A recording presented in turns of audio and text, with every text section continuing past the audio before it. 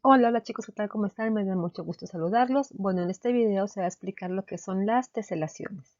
En lo particular es un tema que me gusta mucho ya que se me hace muy divertido y además cuando lo trabajamos en clase llegan ustedes a crear cosas muy padres, echando a volar mucho su imaginación y su creatividad, siguiendo claro las características y las condiciones que conlleva este tema, ¿de acuerdo? Entonces, empecemos. Empecemos por ver qué es una teselación. Una teselación, también conocido como un teselado, consiste en el recubrimiento de una superficie plana por medio de figuras de tal forma que no exista ningún hueco entre una figura y otra, y que las figuras estén dispuestas sin superponerse unas sobre otras. Es decir, tenemos nosotros aquí, en el ejemplo que se está poniendo, un, un teselado con figuras geométricas, donde estas figuras van junto una a otra y no queda ningún hueco. Cuando a lo mejor la figura llega a quedar un huequito entre una y otra, sí es posible, pero a la vez estos huequitos también forman un patrón que se repite obviamente en la unión que queda por completar entre una figura y otra. Entonces se forman también un patrón, no solo con la figura con la que estoy formando el teselado, sino entre los huequitos que van quedando. Tenemos también teselados que son con figuras no geométricas, que vamos a ver un poquito más adelante. Ok, tenemos dos tipos de teselaciones regulares y teselaciones semirregulares. Empecemos por ver lo que son las teselaciones regulares. Una teselación regular es un patrón que se consigue repitiendo un polígono regular. Es decir, un polígono regular es aquella figura que tiene sus lados iguales, con medidas iguales. Y solamente existen tres teselaciones regulares, es decir, solamente hay tres polígonos que cumplen con esta condición, que son el triángulo, el cuadrado y el hexágono. ¿De acuerdo?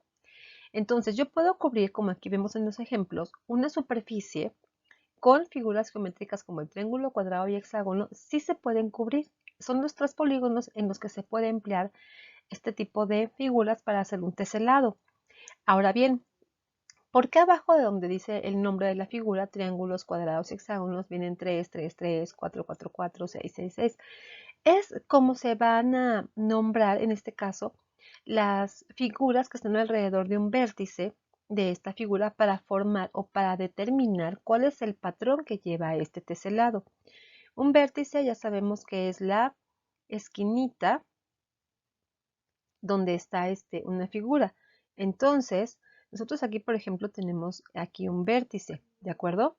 Aquí tenemos, por ejemplo, otro vértice. Y aquí tenemos, por ejemplo, un vértice. Ya ubiqué el vértice de cada una de estas uniones de estas figuras. Ahora bien, ¿por qué 3, 3, 3, 3, 3, 3, 3, 6 veces? Porque son los triángulos que están alrededor de ese vértice. Aquí tenemos un triángulo, otro, 4, 5, 6. Tenemos en total 6 triángulos que están coincidiendo con este vértice, ¿de acuerdo? Entonces, son 6 figuras, son 6 triángulos y cada triángulo tiene 3 lados, por eso es 3, 3, 3, 3, 3, 3, 6 veces el 3, que corresponde a los 6 triángulos que están alrededor con los patrones que son 3 lados cada uno. En el caso del cuadrado, tenemos un cuadrado, dos cuadrados, tres cuadrados y cuatro cuadrados que coinciden con este vértice. Entonces, son cuatro cuadrados, 1, 2, 3, 4 y cada uno de 4 lados. En el caso del hexágono, tenemos 1, 2 y solamente 3 hexágonos que coinciden en este vértice. Y son hexágonos que obviamente tienen 6 lados. Entonces, como nada más son 3, aquí tenemos 6, 6, 6. ¿De acuerdo? Tenemos aquí una característica de una teselación en un panal. Es un ejemplo que podemos ver en la naturaleza donde se forma una teselación. Las abejas hacen sus panales creándolos con hexágonos. Entonces es increíble ver cómo pueden aprovechar el máximo espacio con una figura, ya que vimos que el hexágono es uno de los polígonos regulares en donde se puede cubrir toda una superficie. De hecho, el matemático Laszlo Tut fue quien demostró que el hexágono era la figura geométrica que era capaz de teselar o cubrir un plano dado empleando un menor perímetro y aprovechando la mayor superficie. Entonces, las abejas, sin saber de geometría, ¿cómo es posible que son capaces de poder crear eso? O sea, es increíble cómo parte de la naturaleza, cómo las matemáticas más bien están en todas partes, en este caso en la naturaleza, creando un teselado en un panal de abejas. Ok, ahora, tenemos teselaciones también semirregulares. Una teselación semirregular está hecha con dos o más polígonos regulares. El patrón debe ser el mismo en todos los vértices. Es decir, una vez que ubico mi vértice, bueno, en el caso de los círculos no hay vértice, pero una vez que ubico mi vértice, debo de ver que alrededor se está formando el mismo patrón. En cada figura se va repitiendo. Y solo existen 8 teselaciones semirregulares empleando lo que son polígonos regulares. En el caso de la combinación de hexágonos y triángulos, cuadrados y triángulos, aquí tenemos otra de cuadrados y triángulos también, cuadrados y hexágonos, hexágonos y triángulos.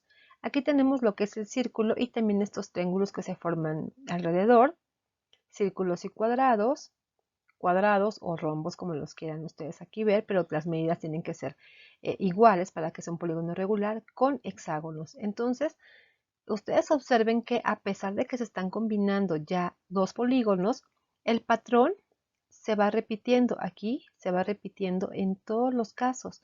Es un patrón que se va repitiendo, ¿sí? Y que todo va quedando parejito. Ahora vamos a ver lo que son las teselaciones de Escher. Las teselaciones de Escher, como aquí dice, él es un artista holandés que es conocido por sus grabados en madera, gilografías y litografías, pero sus teselados tienen la característica de que no están hechos prácticamente con figuras geométricas o con polígonos regulares o semirregulares, sino con dibujos. Entonces, se están creando, aquí se hacen creaciones artísticas muy interesantes siguiendo las condiciones del teselado. Estos son algunos ejemplos de las teselaciones de Escher. ¿Cómo? Con puras figuras, por ejemplo, aves, peces, lagartijas, estos como patos, se van creando este tipo de teselaciones. Observen que cada figura se va repitiendo en todo el plano, cubren toda la superficie y no son figuras geométricas, son dibujos.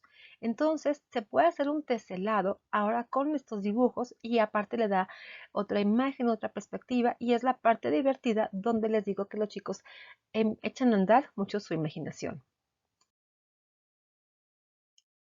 Aquí tenemos ejemplos de teselaciones, no nada más del tipo de Escher, que son con dibujos, sino también aquí con figuras geométricas, como en el caso de los triángulos y cuadrados, hexágonos, cómo se pueden formar y cubrir toda la superficie con estas figuras. Por ejemplo, en este caso de estas estrellas, quedan huecos al momento de yo estar uniendo una con otra, pero los huecos, digamos que quedan entre ellas, van formando estos rombos. Entonces también es un patrón que se va repitiendo. En todos los vértices se va cumpliendo ese y se va repitiendo ese patrón, se va cumpliendo la condición del teselado. Ahora bien, ¿cómo vamos a hacer una teselación con un dibujo? Bueno, yo aquí hice una teselación con un dibujo de una cara de gatito.